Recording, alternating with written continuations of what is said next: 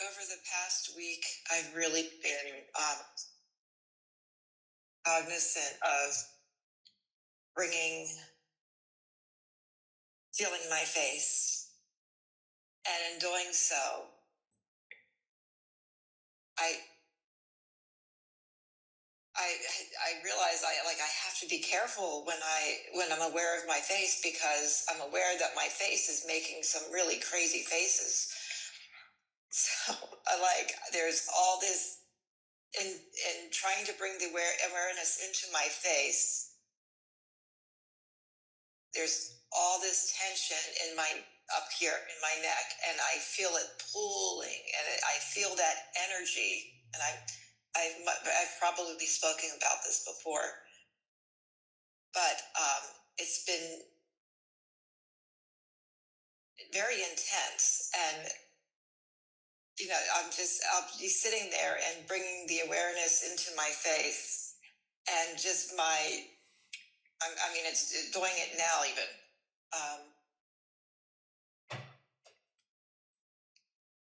It's just very interesting to realize that all this energy has been in my body, wanting to be released. And when I actually feel all that in my neck and everything trying to come into my face, but it's got all that resistance and that tightness in the neck, trying to make it up. And it's just very interesting to realize, wow, all that has been trapped in your body. And just an observation. So like I say, then I find myself being, okay, I'm talking to people or I'm out, I better not be aware of my face, because if I am, they're going to be like, what's the matter with her? Why is she making those faces? Why is her neck Oh, she's about to burst.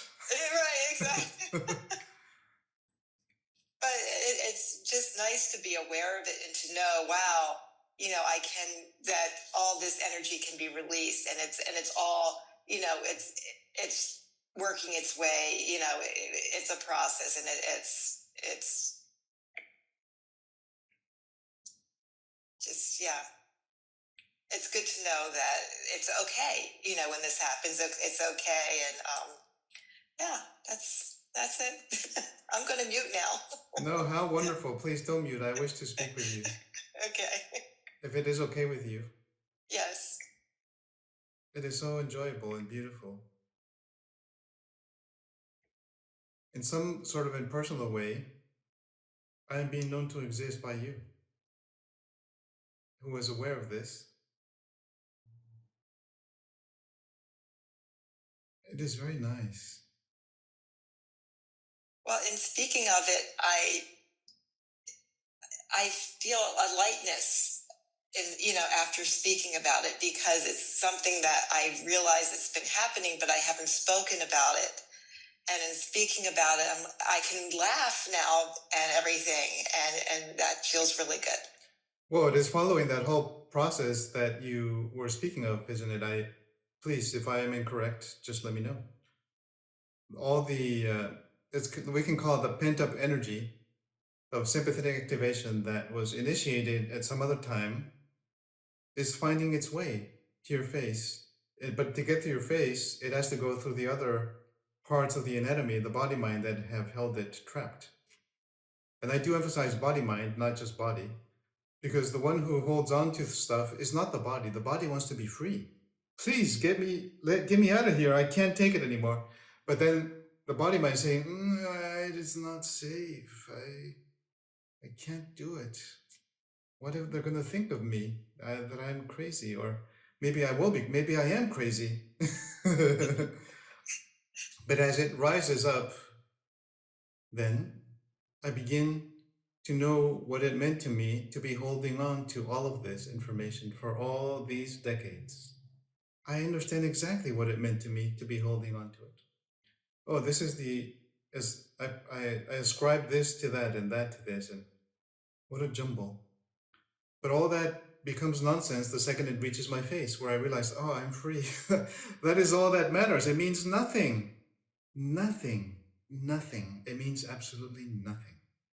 What it means to me is the moment of realizing, "Ah, why? For what? Yeah. Why? That's it. That's it. It's a question. It's not even an answer.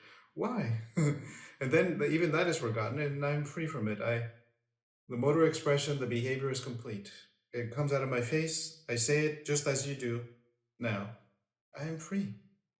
Who cares what it meant? Who cares why I did it? Who cares who was quote unquote to blame for it? It doesn't matter. Also, they are free. The second I am free, they also become liberated. The burden of guilt that I'm foisting onto them, it ends. It ends. That's exactly what it feels like. That's exactly what it is that it doesn't matter what caused all this or what that energy is so much. It's just that, yeah, exactly what you said. Yes. I just simply, to be free, what does it really mean? It means to be free from the belief that there is some entity that lives in time. For instance, especially the past. It's an implicit belief. I don't really know it, that I'm doing that as a person, personal entity, body, mind, whatever. I don't really realize it. I am a time-bound entity, and I am bound by it, and I am limited by it. That's the limitation.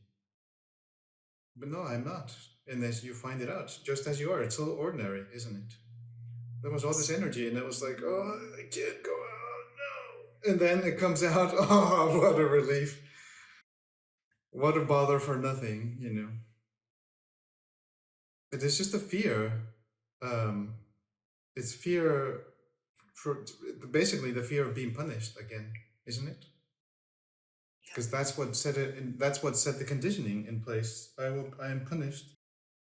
Then it's so chronic, and I begin to do it to myself. I learn the behavior. I self punishment, and I limit. I will limit who I am to make it safe. It is very beautiful to realize that all that does not have to have that hold on me.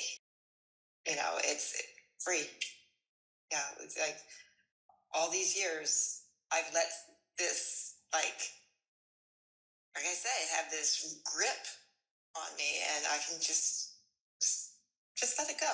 Just it just comes up and poof, it's gone. Yeah, just like that. And yes, easy, easy. It is simple, but it only appears hard because this information is not transmitted or communicated in a way that is bound by what we call the reference framework. It cannot be. Even though it is so simple and so ordinary, are you aware that I'm aware that you exist? That is it. That is the primary language. It is the language of self-relationship. All these experiences, there's just energy and there's intelligence in them, and I'm asking the intelligence, not the energy.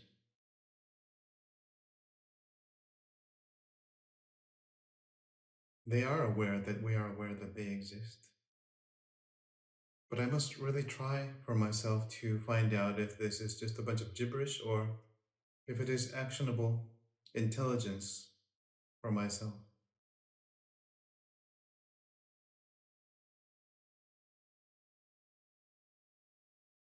And you see, the second I find out that it is, then